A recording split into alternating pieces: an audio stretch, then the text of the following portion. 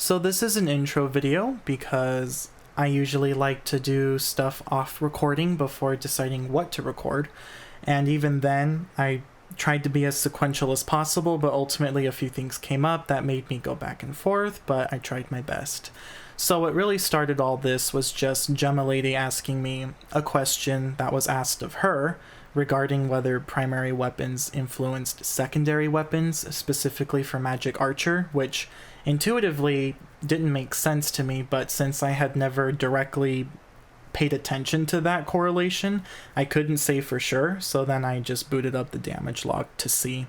And then after doing that, it made me question one thing, and then that led to some other questions, and then it led to a whole series of trains of thoughts to the point where I ended up wondering what it even means to be a magic attack, period, and what the pawns really mean when they say that an enemy immune to physical damage requires magic attacks. So that's how it ends, and I know that kind of seems like a no-brainer, like, well, yeah, duh, just use magic, but I think maybe as the video progresses, hopefully you see where I got confused, or if not, then that's fine. But either way, it helped me see the game in a different way, and if you have some insight, always respectfully share it. Of course, I delete trash, as all should. And since Gemma's okay with me mentioning her, I've linked her YouTube in the description. Really good stuff, great content, always a great time, both on her YouTube and Twitch.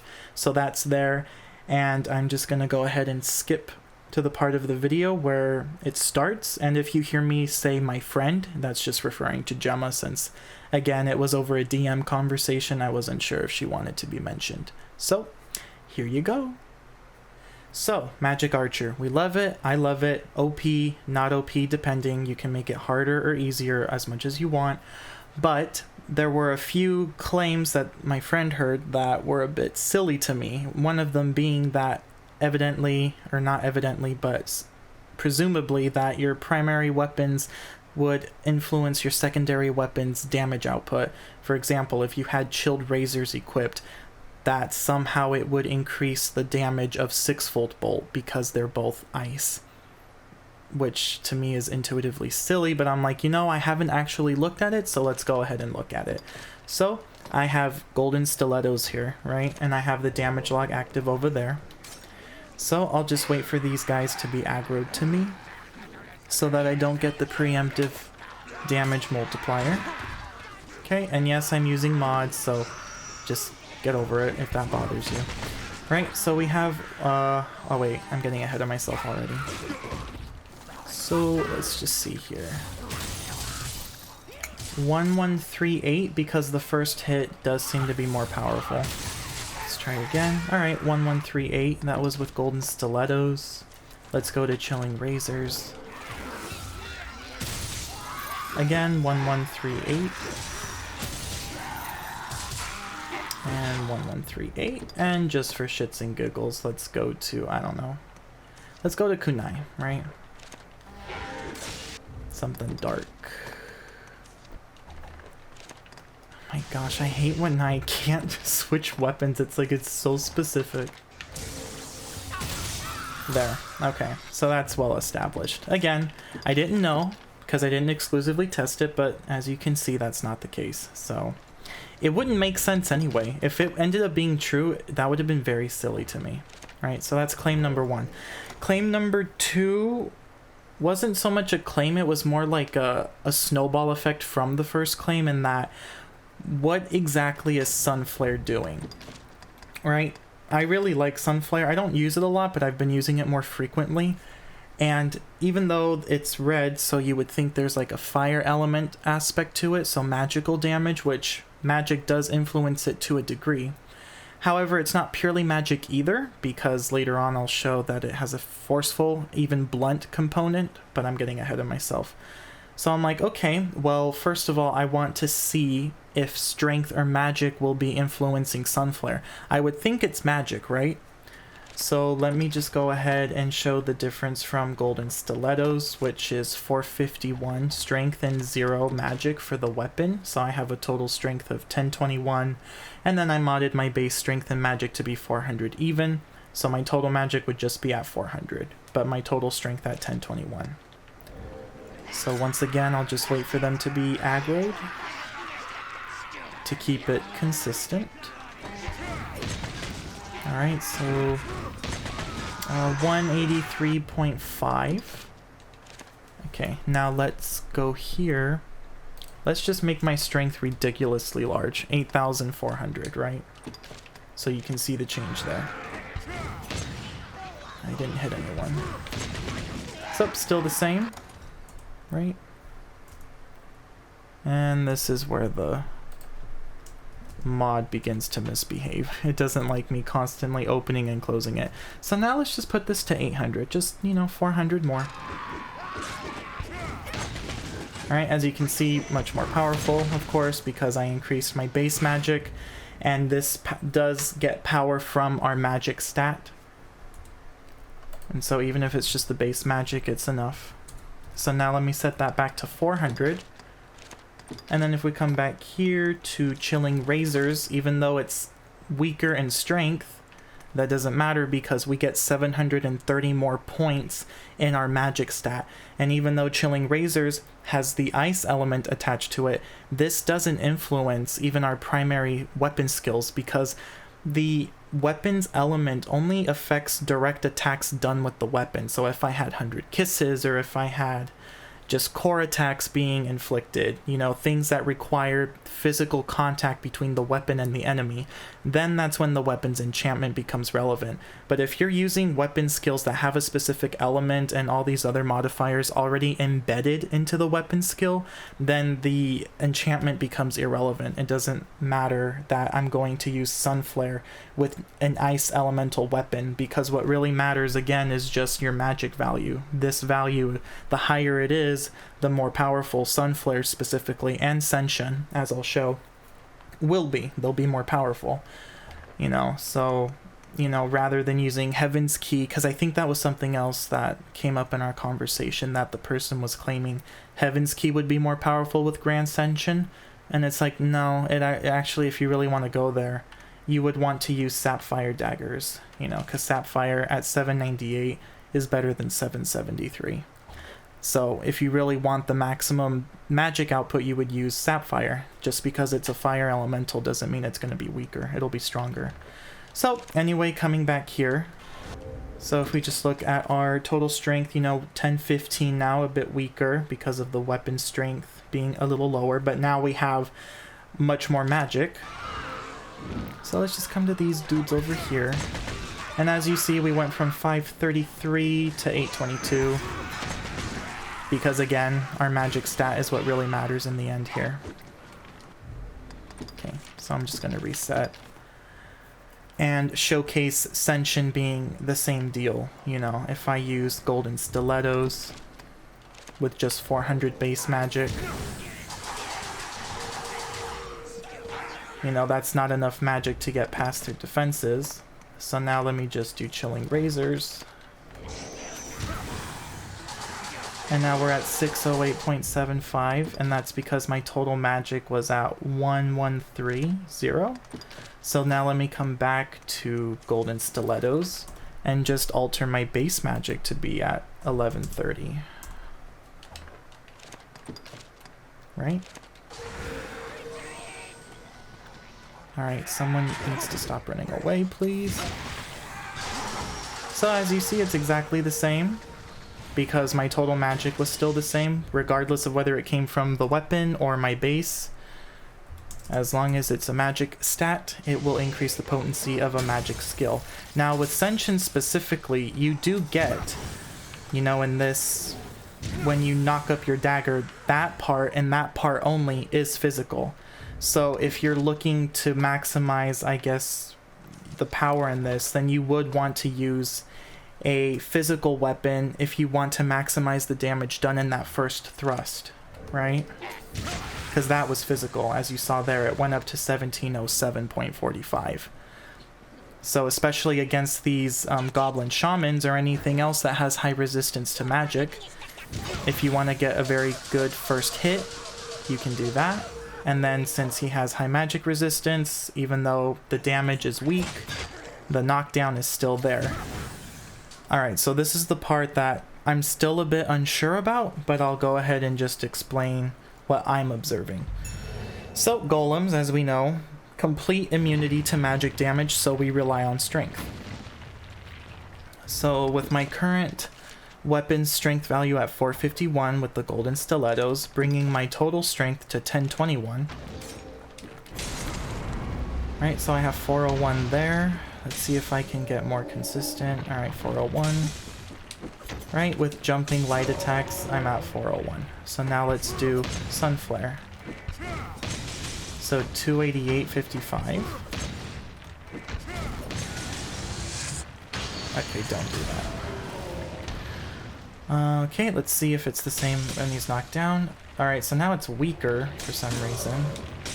Alright, so the jumping attacks are more powerful. Alright, so 293. I'm just trying to get consistent values here. Here, let's just come to your leg. Alright, 288. So it is weaker. Whether I'm using jumps or not, it is weaker, and then jumping light attacks are stronger. That's good to know. Alright, so now if we switch to something like Vermeil Blades, right? So 704.58, but then 1315.45 with Sunflare. Right, and again there as well. So even with jumping attacks, it went up to 935. And then 704 without. I actually never knew that. Huh. Jumping light attacks are more powerful with daggers than just staying on the ground. Well, that's good to know. Alright, so what's tripping me up here is that, you know, whether it's based on the weapon strength or your total strength, because it's not our base strength. I even showed that against the Grim Goblins earlier. Or the Greater Goblins. The damn gobbies from the first part of the video. That no matter what you change your base strength to, it doesn't help Sunflare specifically. So it's really either the weapons... Well, it has to come from the weapon strength, because without augments just... Again, they augment what's already present. And so without augments, all you have is just the weapon stat and then your base stats. So if base strength doesn't help, then clearly the weapon strength does. So if there is a modifier for strength for Sunflare, it's going to come from the weapon. And so that's why I'm led to believe that in addition to needing to surpass an enemy's defense thresholds, in order for Sunflare to be more powerful with a physical weapon, and this is only against golems and I would assume metal golems, because clearly for enemies that don't have immunity to magic damage, then you would still want to use a magic dagger, since the combined values between strength and magic would add up to a more powerful Sunflare. But with golems specifically that have magic immunity, your magic stat is rendered null, so now you're purely reliant upon strength. So, long story short, I think that Sunflare does have a bludgeoning component to it, just because the core attacks with a dagger, when daggers have 100% slashing strength or piercing damage, and I know that bludgeoning damage is more powerful against golems. That's why I'm thinking that Sunflare has a bludgeoning component in its physical portion. And if it doesn't have bludgeoning damage in its physical portion, then there's just some other sort of threshold within the weapon skill itself that's like, hey, if you're using a dagger that's not that powerful, then you're better off just doing core attacks. But if you have a dagger that is powerful in its weapon strength, then you're better off using Sunflare. So I like to think it's bludgeoning just because it makes intuitive sense. It's an explosion. It makes me think of throw blasts. But then that led me to think, okay, well then, what's actually inflicting the most damage here? Is it the force behind it, or is it just this hidden threshold thing? So I tried doing throw blasts and dragon spit towards living armor, since I've never done that before. I initially wanted to do it against spectral foes, but they become vulnerable to physical damage once they possess you or a pawn, so they weren't really that reliable. So living armor are the only enemies that are spectral that do not have a possessive feature or a possession attack, right? So I'm just going to go ahead and transition to them and show you kind of what I think about it. So this part throws me for quite a loop. So if I pause a lot or I have to cut the video ahead of time because I'm trying to think of the best way to move on to the next train of thought that I have in this grand central station of a brain, then just be prepared for that, okay? So I'll be as sequential as possible, but I have a feeling I'm gonna have to skip ahead a lot because I go on tangents way too easily. So if we look at Throw Blast and Dragon Spit, we already know Throw Blasts. We love them. They're great. They're very powerful, even though they say it's a small explosive my ass. You know, if we go to the secondary description, it says that it inflicts catching fire. Now, I don't know if that's synonymous with burning. I would think so, because at the end of the day, something is on fire, but, you know, whatever. We come to Dragon Spit, and the secondary description is also inflicts catching fire, but as opposed to Throw Blast, this one is more intentional in creating flames. I mean, as it says here, to envelop the area around the point of impact in flames. So whereas the flames here are more of a side effect, here it's the main effect, because the Throw Blast's power comes from the, what I would think is bludgeoning, but the forceful explosion. Explosions just seem like they would be bludgeoning to me intuitively. But in Dragon Spit, it's just flames. It's conjuring the elemental flames, and that's its main purpose. So, with this knowledge, I'm going to go ahead and just throw a Throw Blast at a living armor that I've already bullied, and he's pissed. And here's hoping I don't miss, because I don't really use these that often. Alright, so 0.5 damage, and again 0.5. So that's the minimal damage. That's like our pity point damage. I know it's minimal because in addition to just having the damage log here, anytime enemies have their spacebar up here, if you're doing an action against their hitbox and the health bar is not shaking, then you know you're inflicting 0 damage. But if you do something and the health bar shakes, even if it's the minimal 0.5, you're still inflicting damage. So as you see there, it's still shook. So then, actually before I do that, let's go ahead and just make both my strength and my magic absurdly and impossibly stronger, according to vanilla restrictions, right? So this is just to confirm that neither Throw Blast nor Dragon Spit will be benefited by an increase in my base stats. So there it's still 0.5. And if I come here to Dragon Spit, it's still going to be probably, what? Yeah, it's 200.5 without Vandal's Ring. Now, one thing to note with Dragon Spit specifically, when I modded my... it's probably coming from the strength. I'll be surprised if it's magic. Here, I can probably just test that real quick. So now I have just normal strength and absurd magic, because this is curious to me. Okay, yeah, it's from the strength then, because it consistently staggers when one of these two values is absurdly high. Yeah, it's strength. Okay, that's even more interesting. I don't even think I'm going to touch that, otherwise I'll go on a 20-minute tangent. So just keep that in mind. If you can get your strength, I don't know if it has to be that high. I don't think you can get your strength that high in vanilla, but just know that if you want to inflict stagger and just stagger, I don't think it knocks him down. I've only seen him get staggered. Then having a high total strength value is beneficial. But anyway, now let's come to Vandal's Ring, now that we've established that neither my base strength nor my base magic would benefit me in damage output anyway. Okay, so with the Throw Blast, that was inflicting minimal damage before. Now it's inflicting 38 points. And again, 38 points even though I jumped, so that doesn't help either.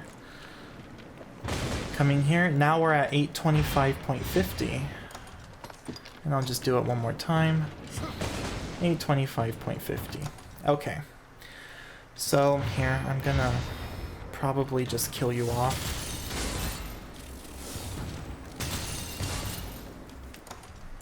here. Let's just get this over with. Can't be bothered.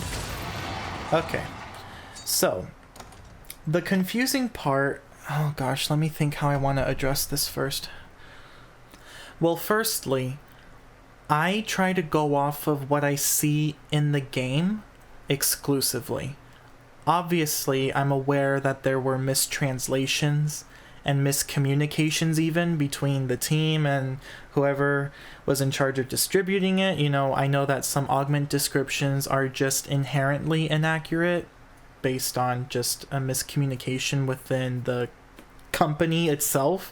And I realize that some things are more of a glitch than a feature, and if this were Bethesda, they would just say yes to that question. But for the most part, if I open up a weapon description, for example, let's just go to the daggers here, and it tells me that this weapon has 100% slashing strength or piercing damage, then I believe that. I don't believe that this weapon is capable of anything other than slashing damage, right? So then when pawns tell me that a spectral enemy requires magic in order to be defeated, well, that kind of has me ask the question, what's considered magical? One would think, by first playing this game, that you need a staff or some magical weapon in order to produce a magically sourced weapon attack, right? That's the most conventional way to do so. And then, as you progress through the game, you find tomes, maybe some items. For example, Jewel of Summoning. It's not a tome, but it's an item that summons the necromancy spell so that you can inflict dark magic or dark-based magic attacks on enemies. And then you have tomes for Ice, Thunder, Holy, and then not one for Dark. I don't think there's a tome for Dark. I think it's just Jewel of Summoning, but you have tomes for that. And then we come to Fire, where it's like you have it sourced from magical weapons, you can have it sourced from tomes, and it's probably the only elemental that can also be sourced from physical objects, because Throw Blasts and Dragon Spit are physical items. Because even if I were to throw Dragon Spit, which is primarily used to produce flames, it still damages a golem because there's still a force behind the throw. I still have to throw the projectile, and because it's a physical projectile, it's going to inflict physical damage. And obviously the Throw Blast's main effect is to inflict an exploding and probably bludgeoning force, and so it's just going to be even more powerful than Dragon Spit against a golem. But since we're at a living armor now, where living armor is immune to physical damage, which I probably should have shown that here real quickly, just to prove that you do in fact inflict 0 damage against living armor. Oh shit. Okay, hold on. I forgot that my magic was really powerful. Alright, come over here. Alright, and these are just the golden stilettos, right? Yeah, okay. Right, so I'm penetrating the hitbox, but since there's no magical component to my attacks whatsoever, I'm inflicting 0 damage. Right, so there we go. And now I have to think about where I left off because I interrupted my train of thought and I have to get it back. Oh, I tell you, pulling trains of thought back into the station is not an easy task. So I had to rewatch the video, and I was, for some reason I mentioned these. Okay, so living armor are immune to physical damage. Therefore, okay, that's what I wanted to mention. So here with Dragon Spit, we're having an elemental attack because it's producing an elemental effect with the flames. And so now it's a physical item, so it's not magical. It's not producing the element from a magical source, it's producing the element from a physical source. So when pawns shout out that something needs magic, what they really mean is that it either needs pure magic, which I'm going to say is the unenchanted forms of magic, which essentially boil down to core attacks from the magic bow, the staves, and then the one spell, miasma, that's neutral magic, it's unenchanted. So they either mean pure magic attacks or elemental attacks. And then the elemental attacks, such as the 5 arc magics, so fire, ice, thunder, holy, and dark, if you're going to choose to do an elemental attack, then that can be sourced from either a magical weapon, or rather a magical source, or a physical one. Now, flames are the only ones that I can think of that can be sourced from a physical item, or from a physical source as well.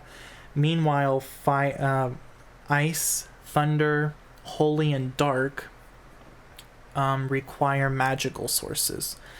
Because even with the dark spell, Jewel of Summoning, that just summons necromancies.